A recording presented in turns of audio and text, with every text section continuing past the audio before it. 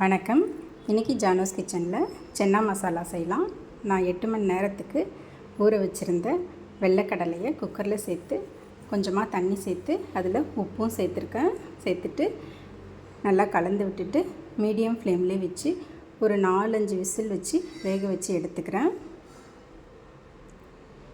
இப்போ நல்ல விசில் வந்துடுச்சு. ப்ரெஷர்லாம் அடங்கினதும் இதை ஓப்பன் பண்ணிக்கலாம். இப்போ இந்த கடலை நல்லா வெந்துருச்சு. இந்த அளவுக்கு சாஃப்டாக வெந்துருச்சு.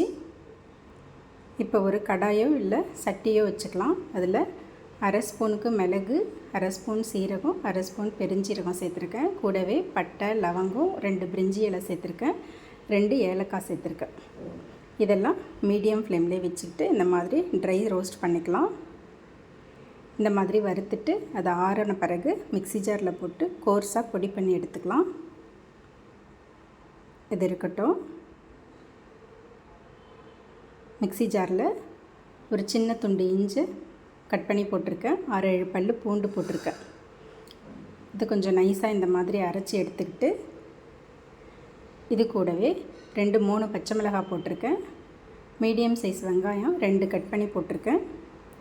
அதெல்லாம் சேர்த்து இந்த மாதிரி கோர்ஸாக அரைச்சி எடுத்துக்கலாம். அதே மிக்ஸி ஜாரில் 2 மீடியம் சைஸ் தக்காளியும் ஒரு 4-5 முந்திரி பருப்பும் போட்டு நைஸாக பேஸ்ட் மாதிரி அரைச்சி எடுத்துக்கிறேன். இப்போ இதெல்லாம் இருக்கட்டும்.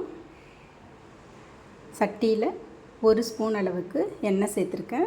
முதல்ல நம்ம அரைச்சி வச்சுருந்த இஞ்சி, பூண்டு, வெங்காயம், பச்சை மிளகாய் அதெல்லாம் போட்டு கூடவே கொஞ்சம் கருவேப்பிலையும் சேர்த்து ஒரு 2-3 நிமிஷத்துக்கு நல்லா வதக்கி விட்டுக்கிறேன். இப்போ இது கூட நம்ம அரைச்சி வச்சுருந்த தக்காளி, முந்திரி பருப்பு பேஸ்ட் அதில் சேர்த்துக்கலாம். சேர்த்துட்டு அதையும் நல்லா கலந்து விட்டுக்கலாம்.